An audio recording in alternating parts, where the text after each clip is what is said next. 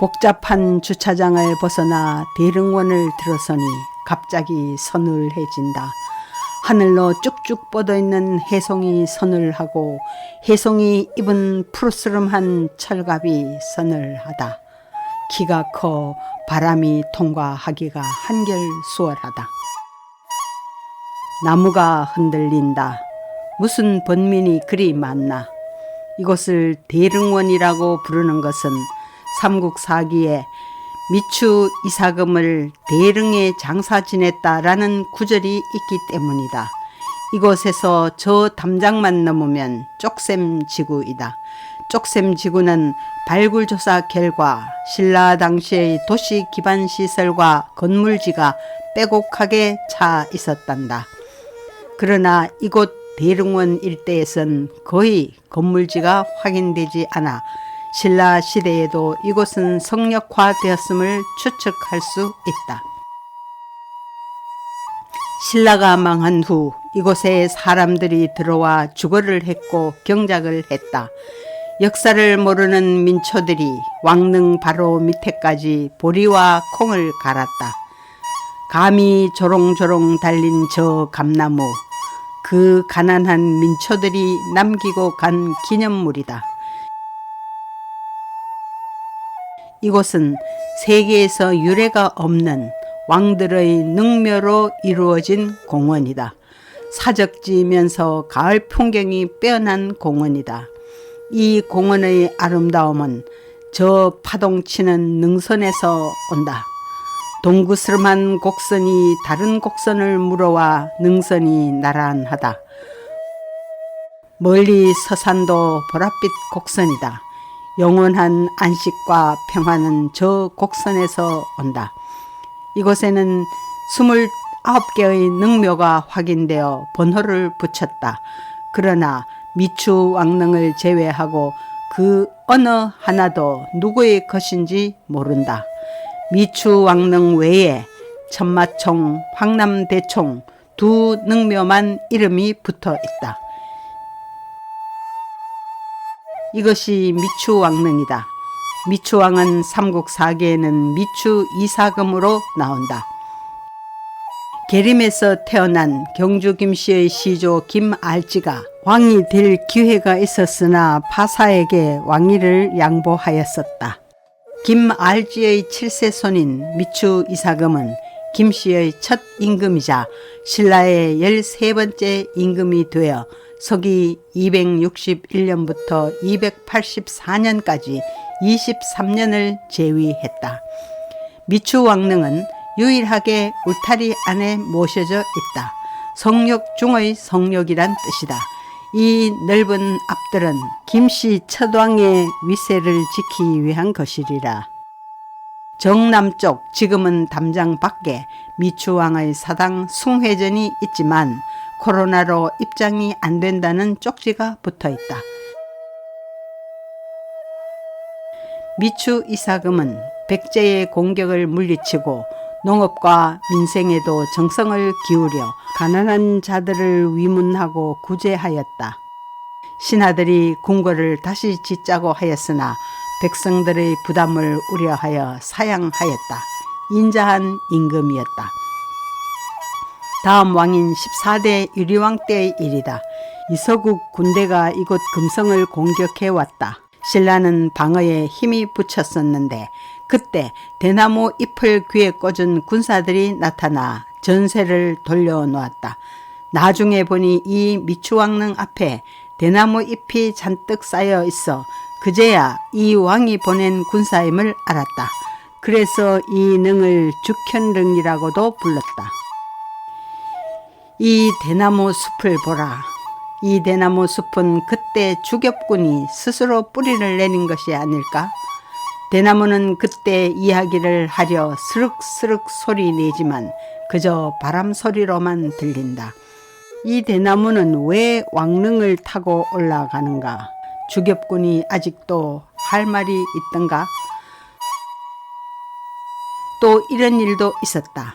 36대 해공왕 때 어느 날 김유신의 무덤에서 갑자기 회오리 바람이 일어나 이쪽으로 불어왔다. 얼마 뒤 이 왕릉이 진동하더니 김유신이 뭔가를 호소하는 소리 들렸다.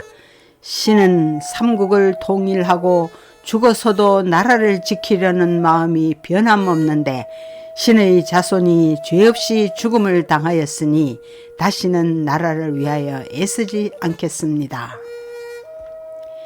이에 미추왕이 나서 무엇보다도 대의가 더욱 중요하지 않느냐고 설득하였더니 김유신은 다시 회오리 바람이 되어 자신의 무덤으로 되돌아갔다. 해공왕이 이 소식을 듣고는 지피는 데가 있었던지 김유신의 무덤에 사람을 보내 대신 사과케 하고 토지를 내려 김유신의 명복을 빌었다. 작은 능 위에 뿌리를 박은 소나무, 누구의 무덤일까? 군왕을 우습게 보는 것인지 소나무의 방자함이 참담할 뿐이다. 왕이나 귀족도 죽으면 초목까지 능멸하려 들다니. 이곳은 고독한 작가들이 와서 사진 찍는 곳이다. 외로운 소나무를 보라. 이곳은 초석, 장대석, 신방석, 기단석, 석탑 부재, 계단 소맷돌, 디딤돌, 난간석 등을 모아둔 곳이다. 다 신라의 역사를 증언하고 있다. 멀리 서산이 지켜보고 있구나. 경주의 어머니 같은 산. 능선은 점점 세밀화를 닮아 단풍들의 빛깔에도 세심하구나. 벤치에 앉아보라.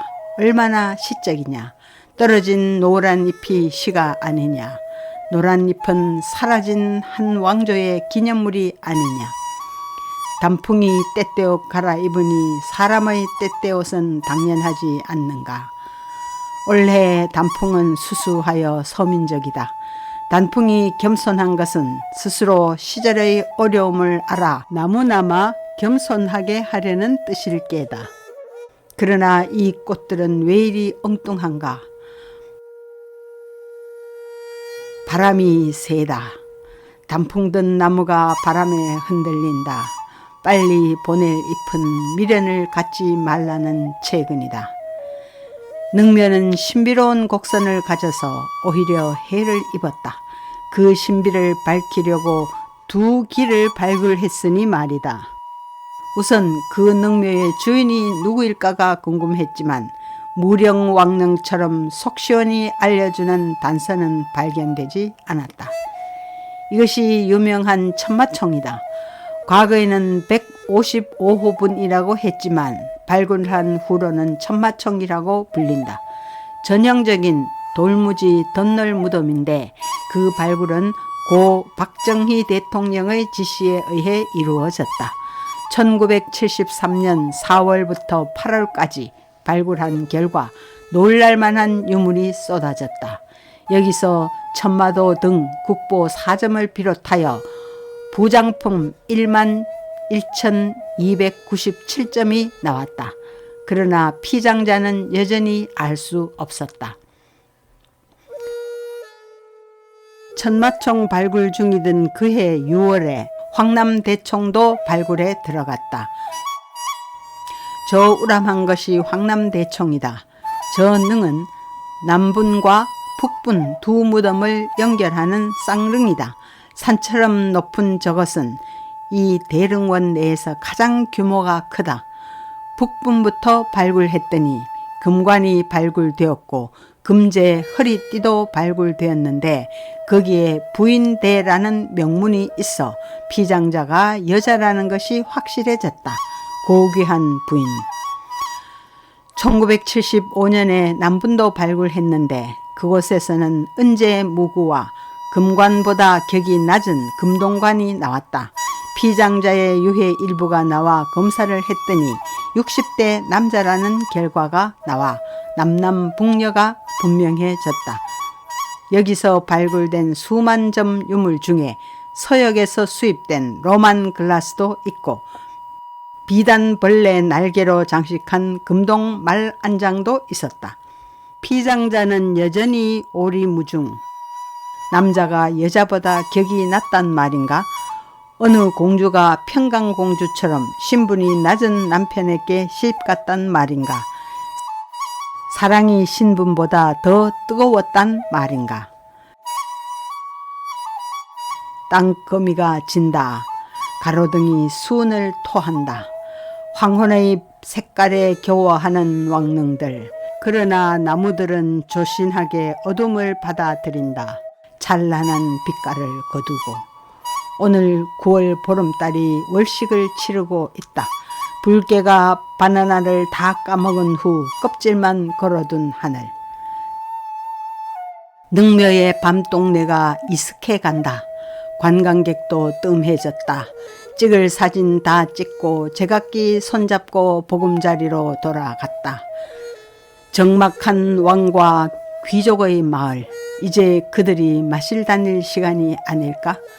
천년 잠든 왕들의 영령들이 마음 놓고 나와 돌아다닐 시간. 달이 요기를 푼다. 요기에 뒤척이는 그러나 적적한 왕릉, 그리고 미스터리한 어둠. 적적하여 귀신새 우는 소리 들리는 듯하다. 어둠이 깊어지자 달이 조금씩 살이 찐다. 유리공에 빛이 차오르지만 노란 요기는 그대로이다. 대숲에 감긴 푸른 달빛에 고대 마립간과 갈문왕의 불편한 기척소리 감기는 듯하다. 오늘 밤 먼 신라 시대로 가서 신라의 공기로 숨을 쉬고 추색 짙은 신라의 밤 깊도록 장엄한 능묘를 돌아보았으니